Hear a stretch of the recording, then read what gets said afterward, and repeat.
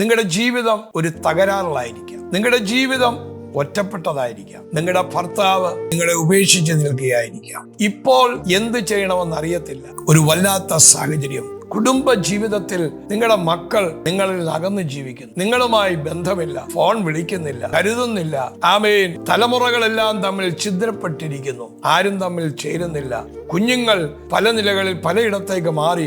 കുഞ്ഞുങ്ങൾ തമ്മിൽ ചേരുന്നില്ല. മാതാപിതാക്കളെ വിളിക്കുന്നില്ല. മൊത്തം തകർന്ന ഒരു ജീവിതം. എന്നാൽ ദൈവം കുടുംബ ജീവിതത്തിൽ തകർന്നവരുടെ ജീവിതത്തിൽ ഏത് ഏരിയാസിലാണെങ്കിലും ഈ വചനം നിങ്ങളുടെ ജീവിതത്തിൽ ഒരു രൂത്തിനെ ഭർത്താവ് മരിച്ചു, കുടുംബം തകർന്നു. അവൾ തന്റെ അമ്മായിയമ്മയോട് ചേർന്ന് ദൈവത്തോട് ചേർന്ന് നിൽക്കും. ദൈവം നിങ്ങൾക്ക് വീണ്ടും ഒരവസരം. നിങ്ങളുടെ കുടുംബം തകർന്ന് മാറി നിൽക്കുകയായിരിക്കാം. ദൈവം നിങ്ങൾക്ക് വീണ്ടും അത് റീയൂണിയൻ ചെയ്ത് ഒന്നാക്കി ദൈവം മാറ്റും.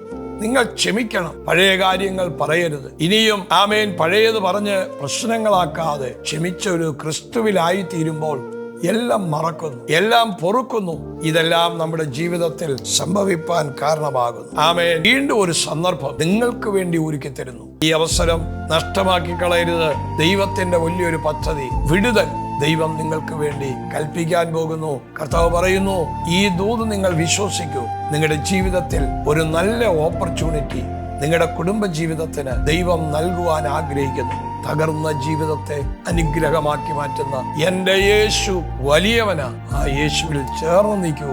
God bless you. Love you.